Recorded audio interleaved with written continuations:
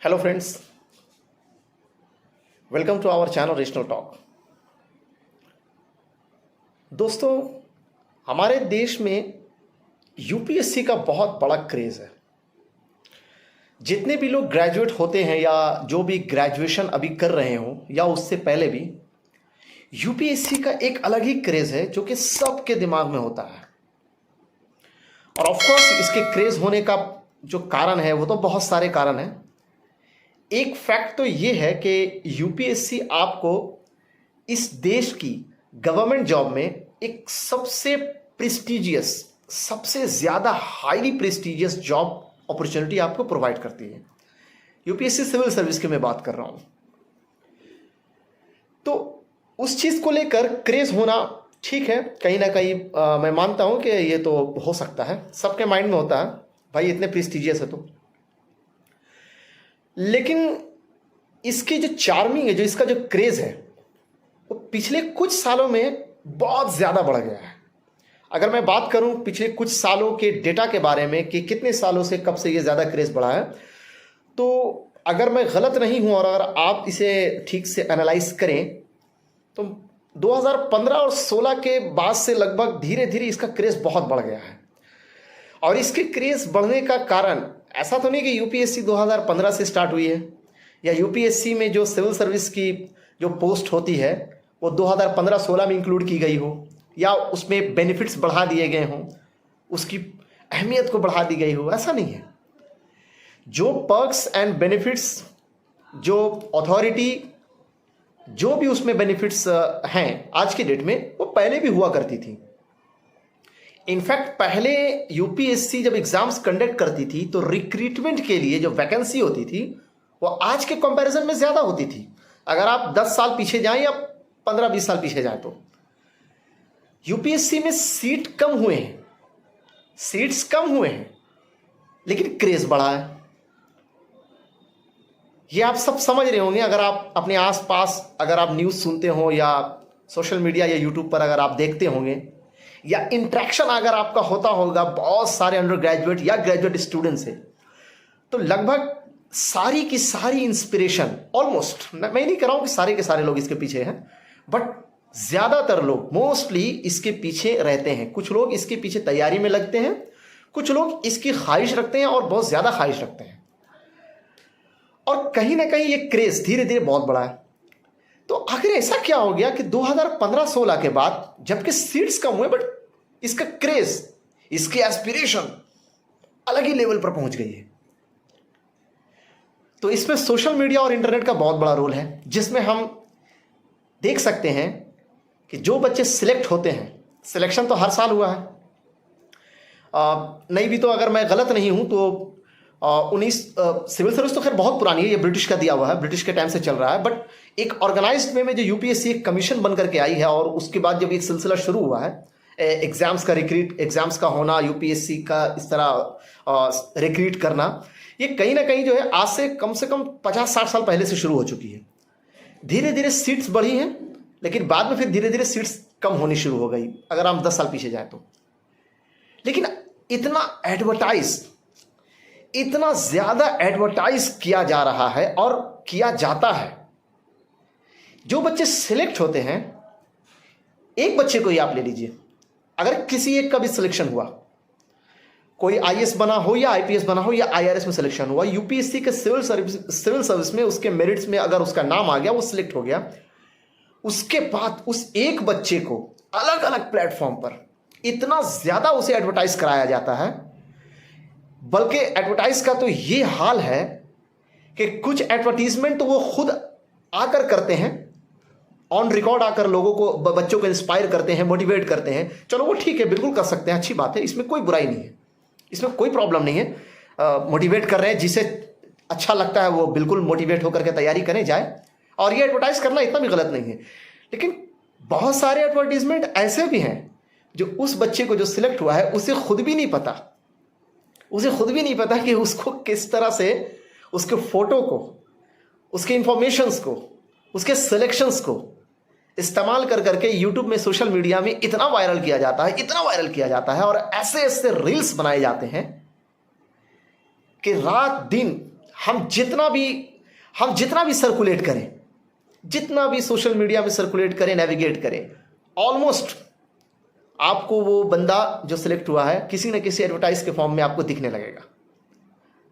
हत्ता के गाने जोड़ दिए जाते हैं, बॉलीवुड के सॉन्ग्स को उसके साथ अटैच कर दिया जाता है। उस बंदे की कोई इसमें इन्वॉल्वमेंट नहीं है, ये बिल्कुल उससे अलग है। एक फॉर्मल वे में जो वो खुद मोटिवेट करता है, ऑन रिकॉर्ड वीडियो में आकर बोलता है या किसी कोचिंग में जाकर एडवर्टाइज करता है, वो तो ठीक है, वो तो एक मुद्दत से, एक लंबे समय से चलती आ रही है, ऐसी बात नहीं है। बट ये जो सोशल मीडिया में जो उसको यूज किया जाता है, इसके वजह का जो क्रेज बढ़ा है वो तो आप सब देख रहे होंगे। एक ऐसी छवि बना दी गई है, एक ऐसा बना दिया गया है जैसे इसके अलावा कोई करियर है ही नहीं। अगर यूपीएससी में आपने सिलेक्शन आपका हो गया, या यूपीएससी की तैयारी आप कर रहे हैं, या उसमें अगर आप जा रहे हैं, तो फिर आपसे बढ़कर कोई नहीं। मैं फिर से ये बात कह रहा हूं कि यूपीएससी सिविल सर्विस में जो पोस्ट अवेलेबल हैं, जो रिक्रूट होने के बाद जो पोस्ट मिलती है, यकीनन, और ये बिल्कुल फैक्ट है कि यस, गवर्नमेंट जॉब में, I am talking about government job, सरकारी नौकरी में सबसे प्रेस्टिजियस और सबसे अच्छी और उम्दा बेनिफिट वाली जॉब है। वो बहुत ही ब्राइट फ्यूचर वाली जॉब है, नो डाउट।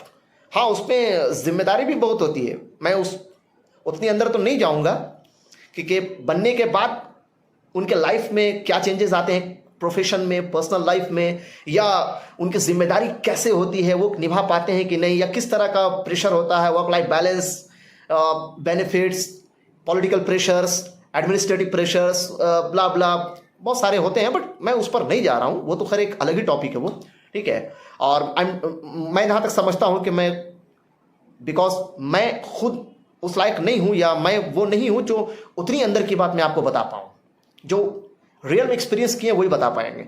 बट मैं आउट ऑफ सर्विस में ज़रूर बात करूँगा। आउट ऑफ सर्विस में ये बताना चाह रहा हूँ कि आप सब देख रहे हैं कि बाकी सारे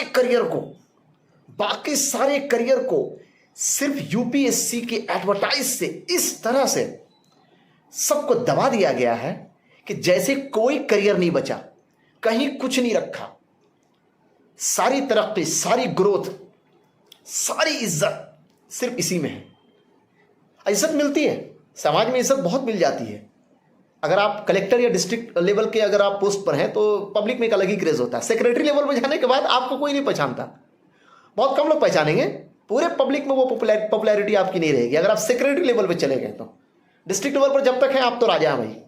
अगर आप छोटे मोटे शहर में हैं, छोटे मोटे टाउन में अगर आप हैं, डिस्ट्रिक्ट मजिस्ट्रेट या कलेक्टर हैं, या फिर एसपी हैं, या एडिशनल एसपी है, या किसी भी सिविल सर्विस के पोस्ट पर हैं, छोटे मोटे शहर में या छोटे मोटे टाउन में, जो मेगा सिटीज़ नहीं है, वहाँ तो एक अलग ही क्रेज़ होता है, एक अलग ही इज्जत होती है। ठीक है, कोई बात नहीं है, वो इज्जत है, होनी चाहिए। अगर कोई उस लायक है तो क्यों नहीं मिल सकता, ठीक है।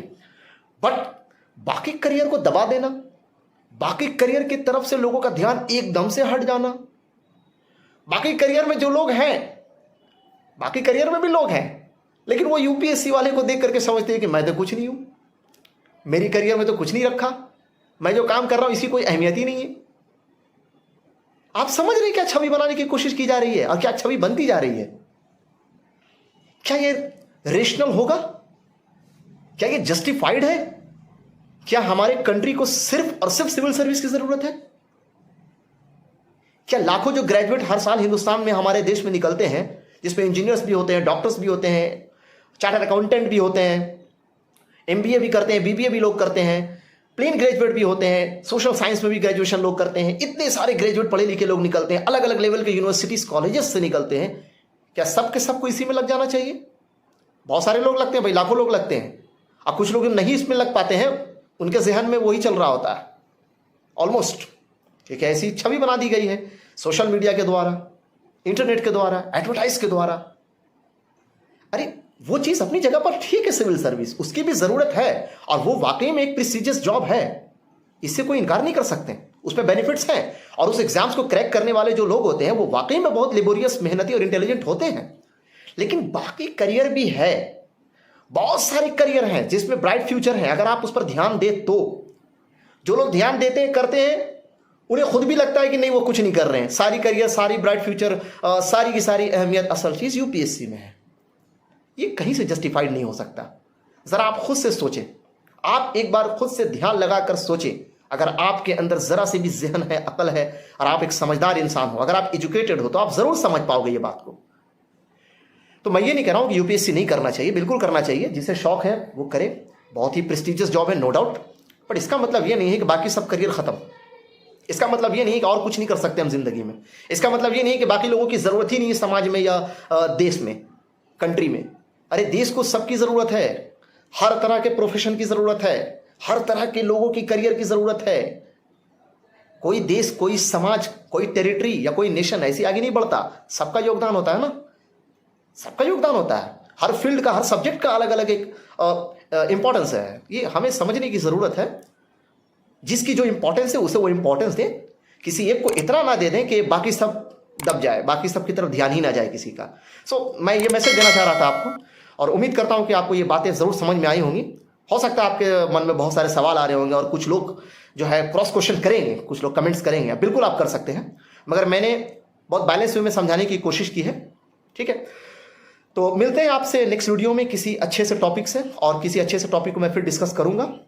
और आप सबसे मेरी एक रिक्वेस्ट है कि प्लीज़ आप हमें सपोर्ट करें, थोड़ा हमारे चैनल को सब्सक्राइब करें, और हमारे इस चैनल को सपोर्ट करेंगे तो मुझे भी मोटिवेशन रहेगी, मैं अच्छे अच्छे वीडियोस लाऊंगा और बहुत सारे टॉपिक पर आपसे डिस्कशन करूंगा। So thanks for watching this video, and thank you guys, and have a good day.